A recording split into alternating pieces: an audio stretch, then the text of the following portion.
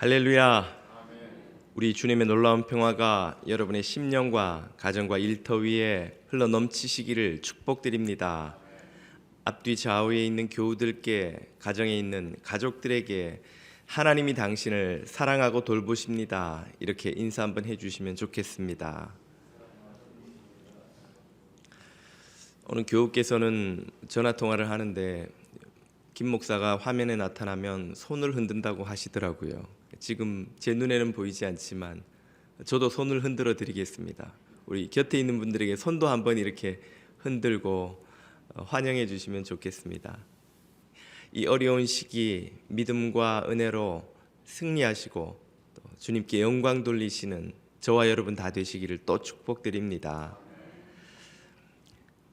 지금은 은퇴하시고 한국교회 원로로 계시는 이재철 목사님께서 젊으실 때 목회 중에 어느 날 한 젊은이가 아주 다급하게 당신을 찾아왔더랍니다. 무슨 일인가 물었더니 그 젊은이가 목사님 제게 4천만 원만 좀 빌려주십시오 하고 사정을 하는 것이지요.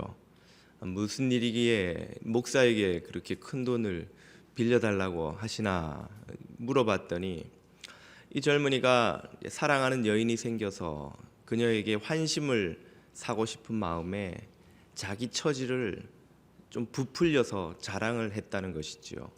그래서 연애할 때도 참 부자처럼 돈을 막 아낌없이 쓰고 결혼식도 성대하게 치르고 또 집도 아주 감당하기 어렵지만 큰 집을 구해서 신혼생활을 시작했다는 것입니다.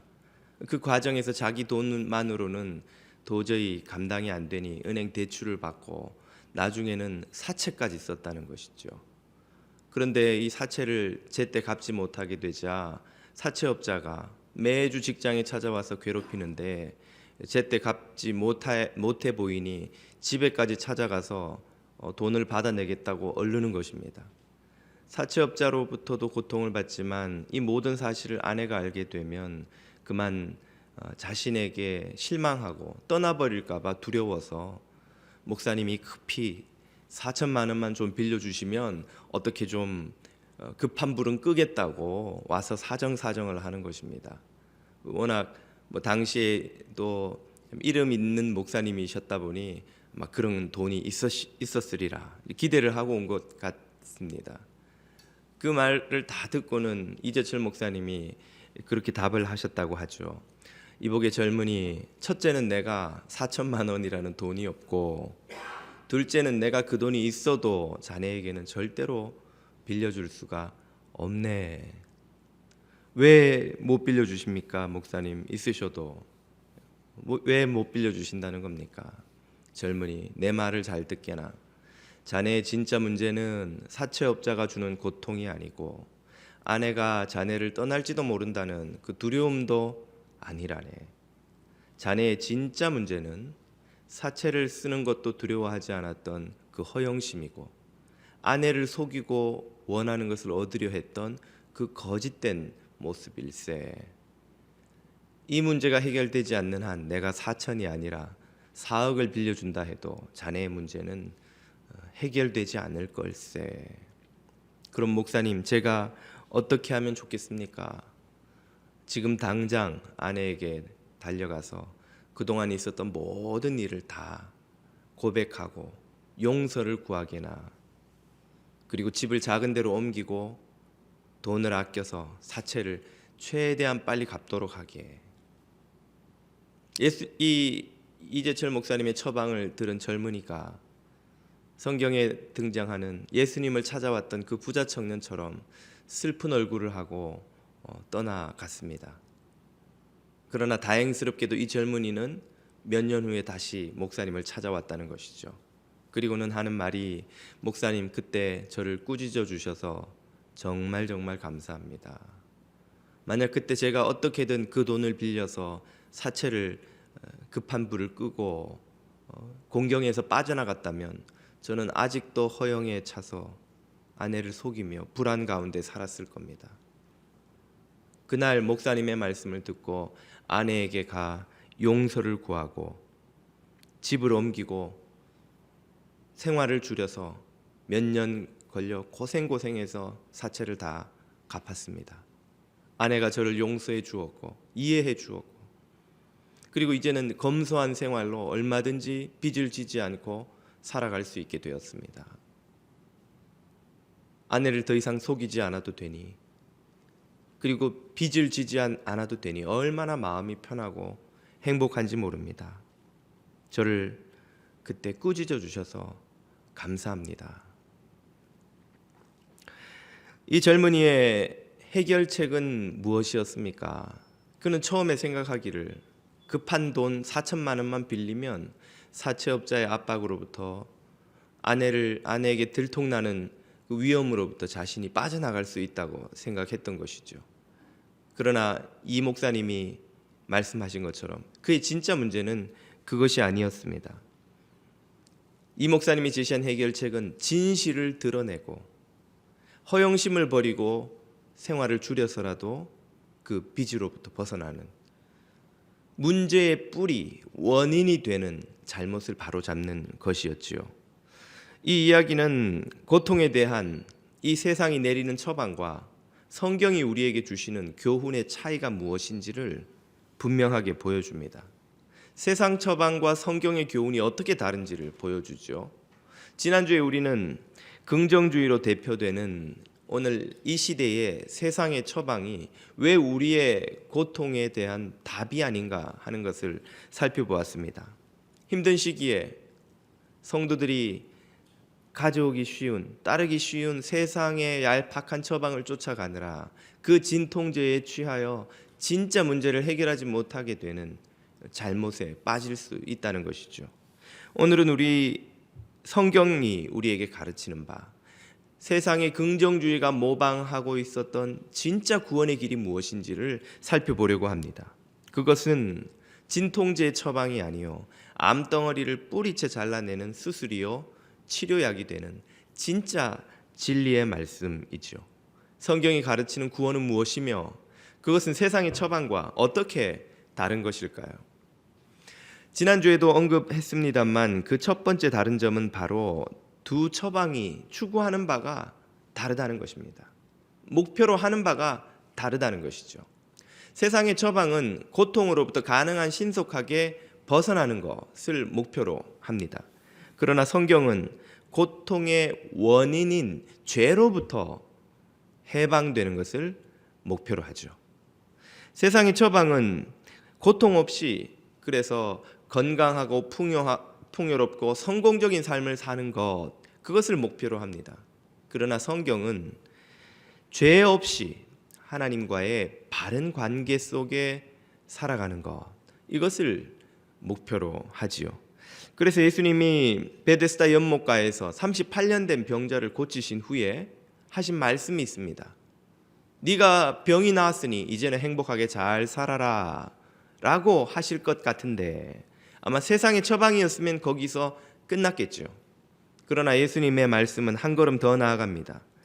요한복음 5장 이르시되 보라 내가 나았으니 더 심한 것이 생기지 않게 다시는 죄를 범치 말라 하시니, 병이 나은 것으로 끝나면 안 된다는 거예요. 병이 낫는 건 진짜 문제 해결이 아니라는 거예요. 그 근본 원인인 죄로부터 해방되지 않으면 절대로 고통으로부터의 해방이 되지 않는다는 것입니다. 요한복음 8장을 보면 간음하다 잡혀와 현장에서 죽을 뻔한 한 여인을 예수님께서 죽을 위기에서 구하시는 장면이 나오죠. 그때도 그녀를 구하신 후에 야, 네가 죽을 뻔했는데 이번에 이렇게 살았으니 이제는 행복하게 잘 살아라, 그렇게 끝내지 않으셨습니다. 예수님은 한 걸음 더 깊이 들어가셨죠. 8장 11절 이르시되 나도 너를 정죄하지 아니하노니 가서 다시는 죄를 범치 말라 하시니라. 아멘.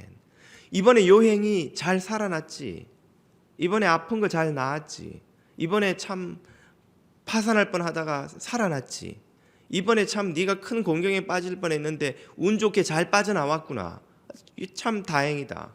이제는 행복하게 살아라. 그렇게 끝내지 않으시고 그 모든 고통의 근본 원인이 무엇인지를 지적하시죠. 문제는 죄라는 거예요. 죄를 버리지 않으면 고통은 결코 해결되지 않는다는 것입니다.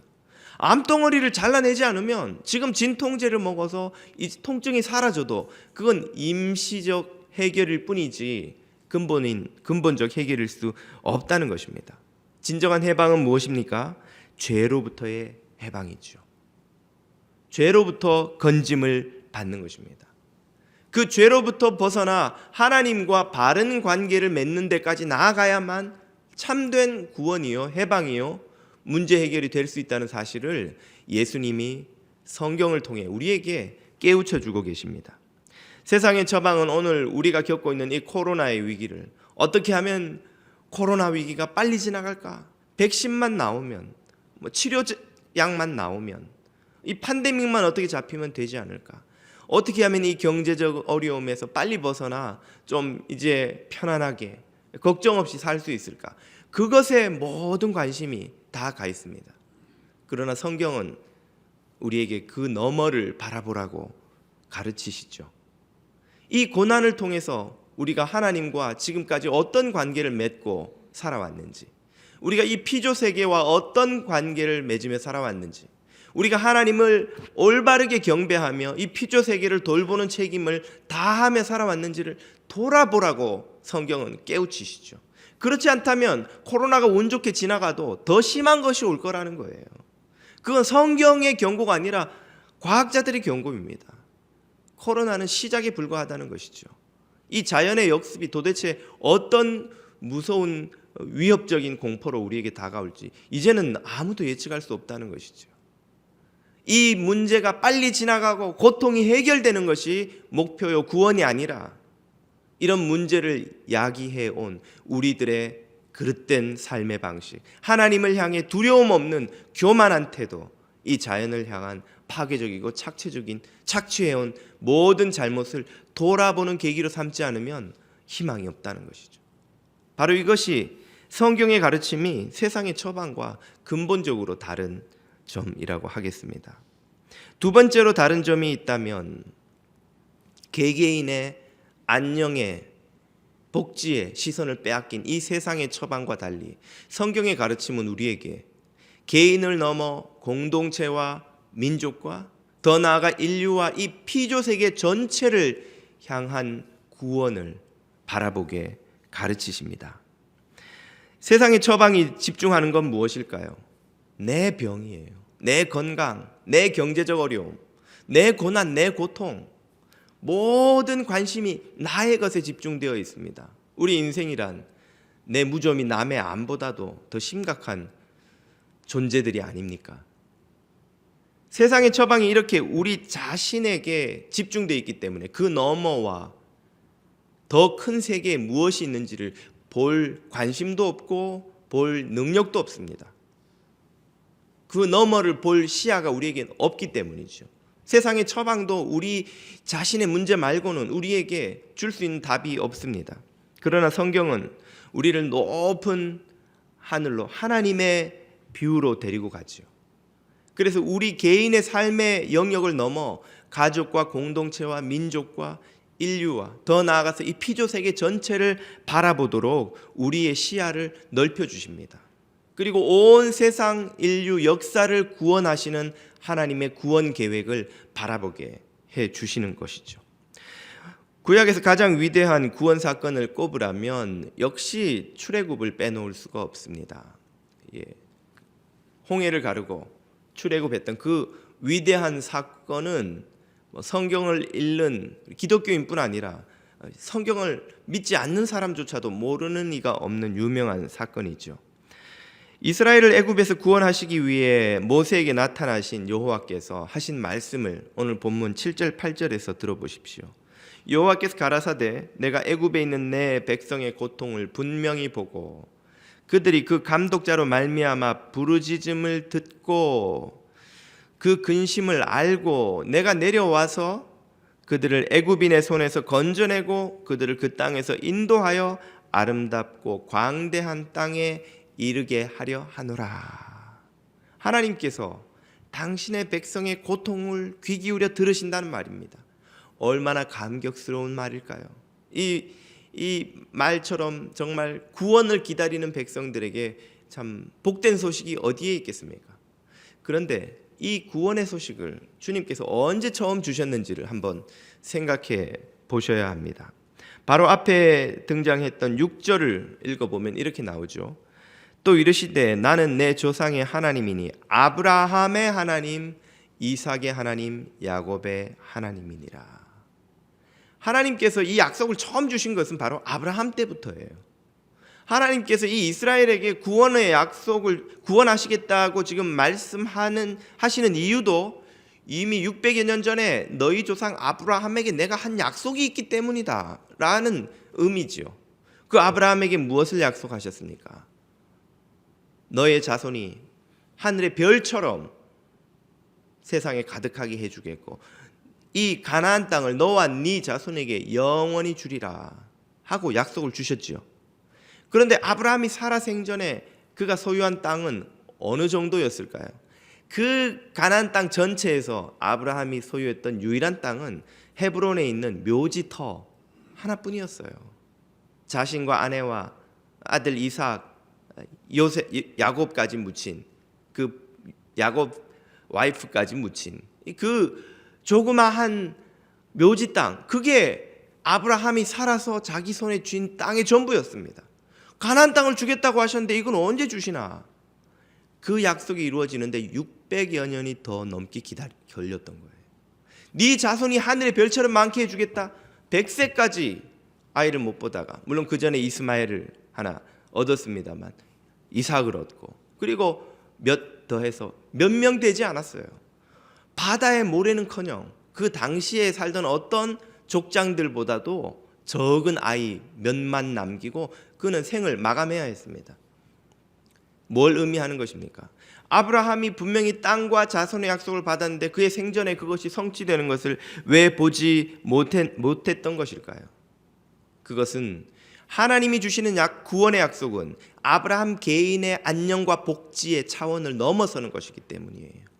그가 살아있는 동안 좀 더 좋은 집에서 넓은 땅에서 살고 자손이 좀 더 많이 늘어나는 걸 보게 되는 것 이상의 구원의 크기를 하나님은 계획하고 계셨던 것입니다.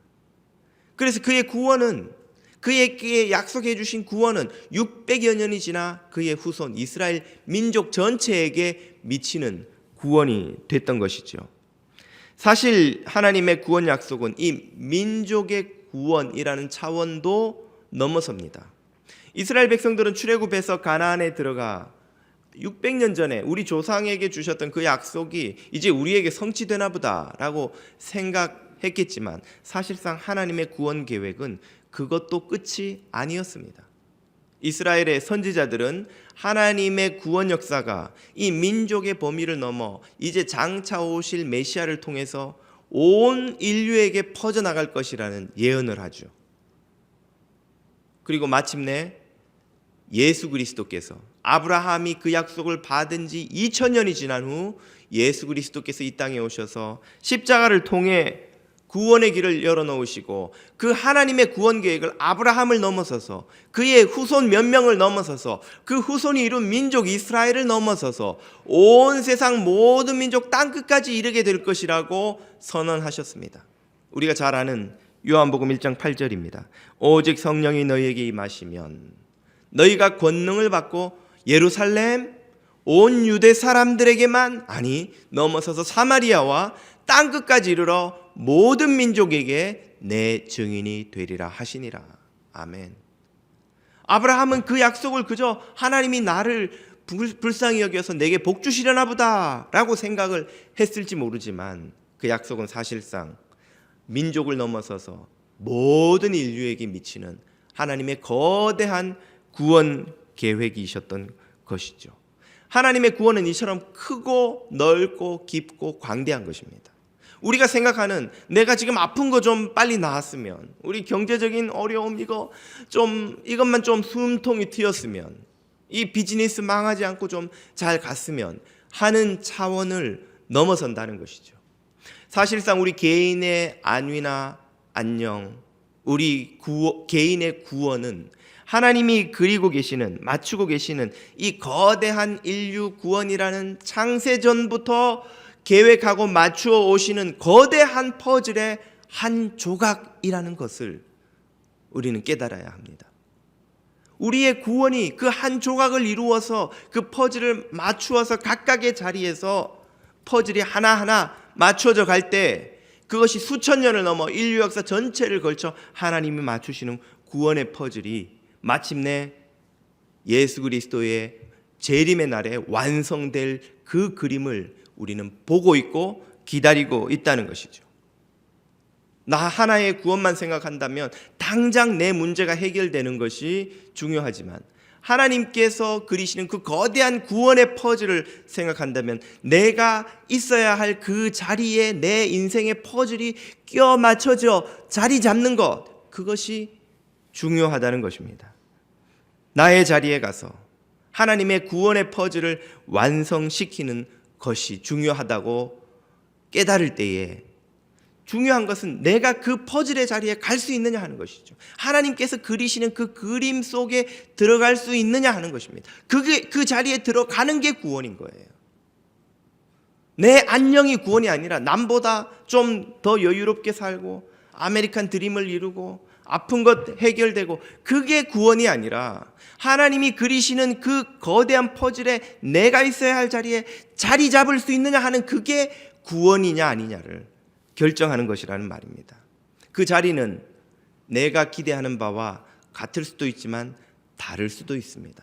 많은 경우 다른 경우가 많습니다. 그 자리는 고난이 없고 복지와 안녕만 있는 그런 자리일 가능성은 그렇게 높지 않습니다. 많은 경우 그 자리는 고난의 자리, 환난의 자리일 수도 있고, 때로는 핍박과 순교의 자리일 수도 있습니다. 많은 사람이 기대하듯이 안전과 풍요의 자리였기만 하면 좋겠으나 모든 퍼즐이 가운데 놓일 수가 없는 거예요. 어떤 퍼즐은 저 변두리 모퉁이에 놓이기도 하는 것이죠. 왜 내 자리는 여기입니까? 남들은 풍요롭고 건강한 자리에서 사는 것 같은데 나는 왜 순교와 고난과 핍박과 희생의 자리에서 살아야 하지요? 그 자리 배치가 어떤 원리로 이루어지는지 우리가 다 헤아릴 재간은 없습니다. 그러나 힌트는 얻을 수 있지요. 어떤 것일까요? 저희 평화가 작년에 하이스쿨에 처음 들어가서 프레시맨 축구팀에서 뛰었습니다. 첫 시합을 한 데서 제가 궁금해서 한번 가서 보니까 평화가 뛰는 포워드, 그 스트라이커 자리에 원래 스타팅 멤버는 마이클이라는 친구가 있더군요. 후반에 평화하고 자리를 바꿔서 들어가는데 보니까 덩치도 크고 발도 빠르고 무엇보다 경기를 읽는 시야가 있어요. 공을 받고 패스하는 것이. 게임이 끝나고 제가 평화에게 야, 너 자리에 그 너하고 경쟁할 마이클이라네 잘하더라. 그랬더니 평화도 하는 말이 걔가 우리 팀에서 제일 잘해. 나보다 훨 잘해. 그러니까 그 스타팅 걔가 뛰는 거예요.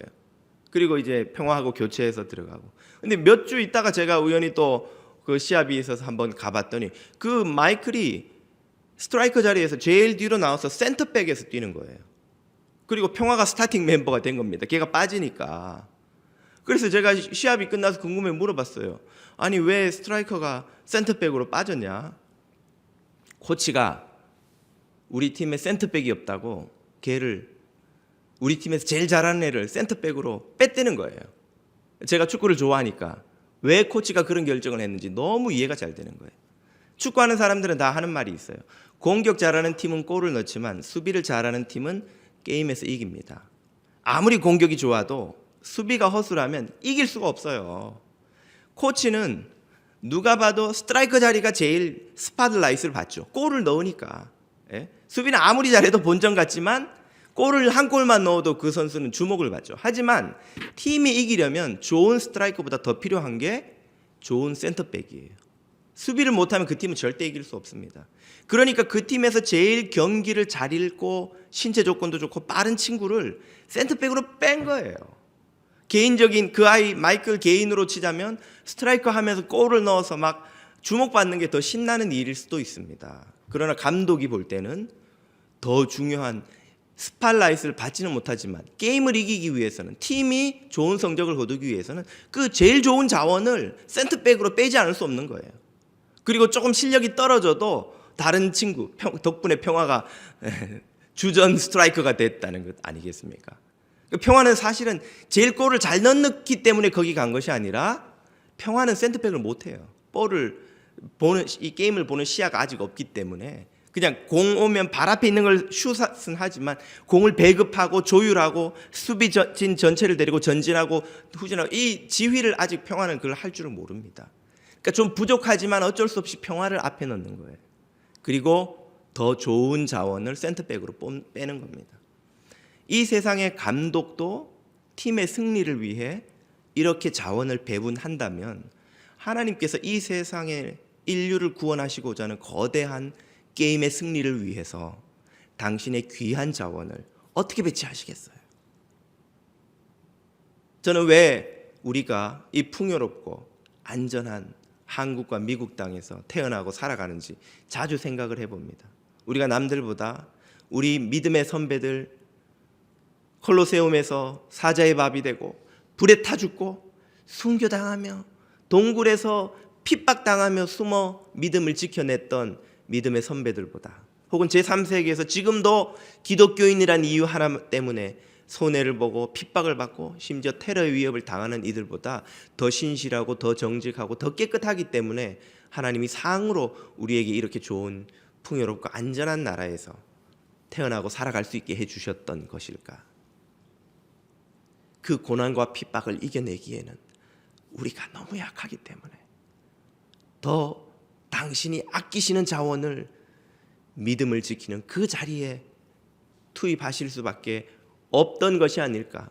어쩌면 우리는 어부지리로 우리가 거기까지 가서는 도저히 믿음을 지킬 수 없기 때문에 그래도 안전한 곳에 배치받아서 살아가는 것이 아닐까 하는 묵상을 자주 해봅니다.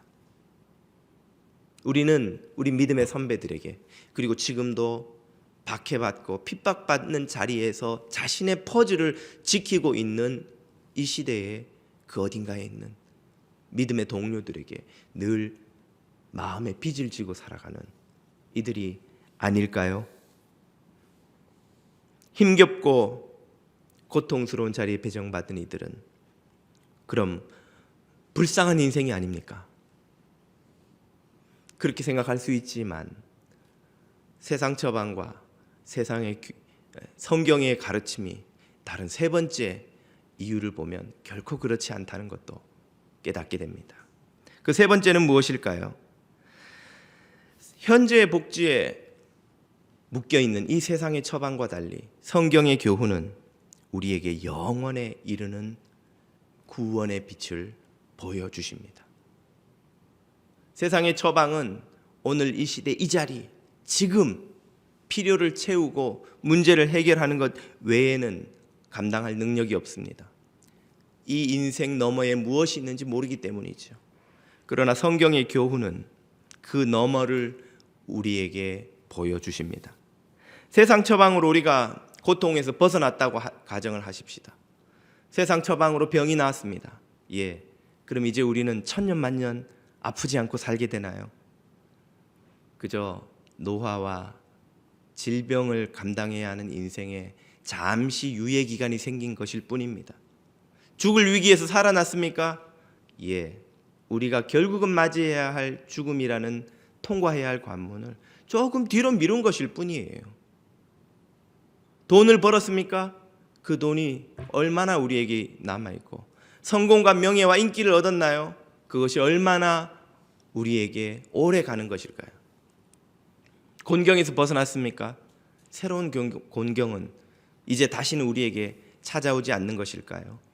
세상의 어떤 처방도 해결책도 임시적인 것이요, 단기간의 처방일 뿐입니다. 성경은 우리에게 이런 눈앞에 보이는 문제를 해결한 단기간의 처방을 넘어선 참되고 영원한 처방을 우리에게 가르쳐 주시지요. 사도 바울의 말씀입니다. 고린도전서 15장을 보십시오. 만일 그리스도 안에서 우리의 바라는 것이 다만 이 생뿐이면 모든 사람 가운데 우리가 더욱 불쌍한 자리라. 그러나 이제 그리스도께서 죽은 자 가운데서 다시 살아나사 잠자는 자들의 첫 열매가 되셨도다. 아멘.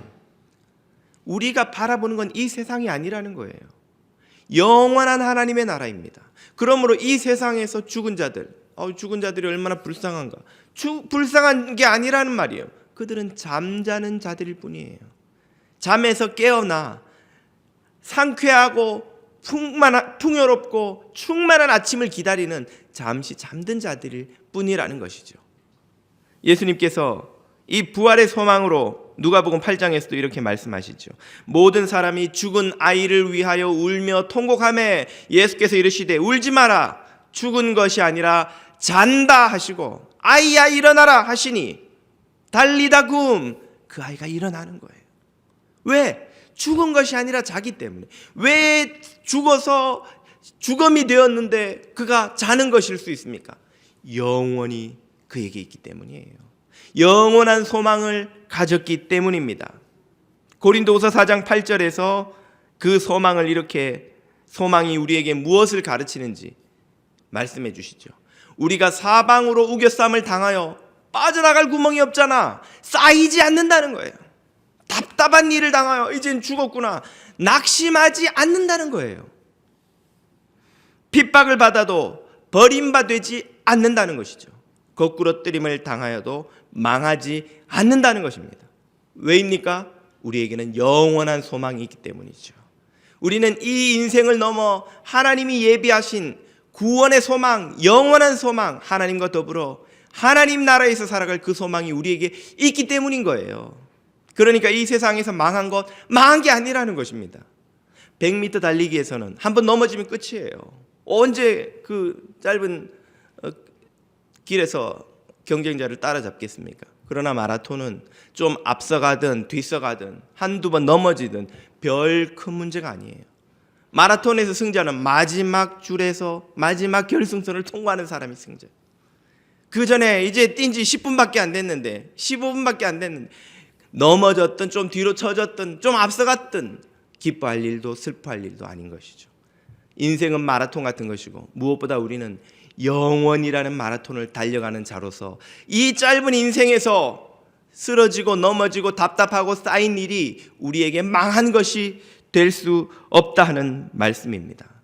성도의 성공은 지금 내가 얼마나 유복하게 사느냐, 지금 내가 얼마나 큰 실패를 겪어서 고생을 하느냐에 달린 문제가 아닙니다.